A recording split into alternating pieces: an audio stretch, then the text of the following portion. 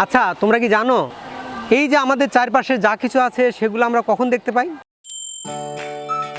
সেগুলো থেকে আলো যখন প্রতিফলিত হয়ে আমাদের চোখে এসে পড়ে তখন আমরা সেগুলো দেখতে পাই। স্বল্পমূল্যে ব্যবহারিক বিজ্ঞান শিক্ষায় সকলকে স্বাগতম। আজ আমরা আলোর প্রতিফলনের সূত্র পর্যবেক্ষণ করে দেখব।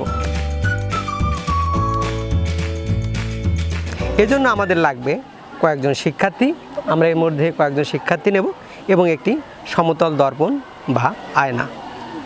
আলোর প্রতিফলনের সূত্র পর্যবেক্ষণের জন্য আমরা এখানে কয়েকজন শিক্ষার্থী নিয়েছি।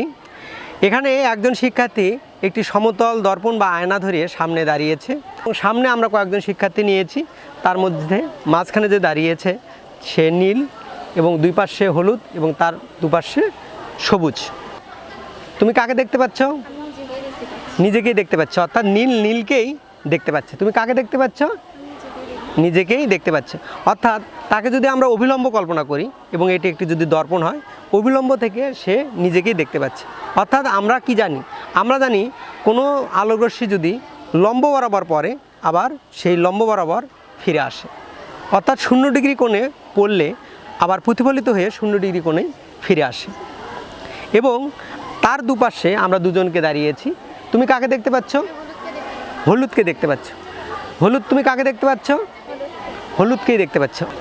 আমরা জানি আপতিত রশ্মি, অর্থাৎ এই হলুদকে যদি আমরা আপতিত রশ্মি ভাবি এবং প্রতিফলিত হয়ে আর একটি হলুদ, অর্থাৎ আপতিত রশ্মি অভিলম্বের সাথে যে কোণ উৎপন্ন করে এবং প্রতিফলিত রশ্মি অভিলম্বের সাথে যে কোণ উৎপন্ন করে এই কোণ দুটি সমান।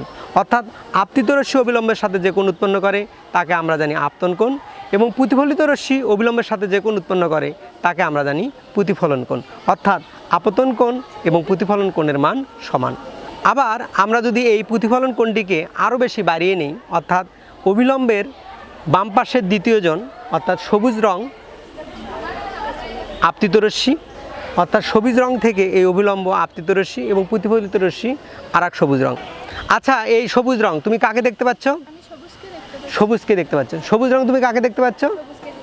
অর্থাৎ এখানে দেখা যাচ্ছে এই অবিলম্বের বাম পাশের দ্বিতীয় জন ঠিক ডান পাশের দ্বিতীয় জনকে দেখতে পাচ্ছি।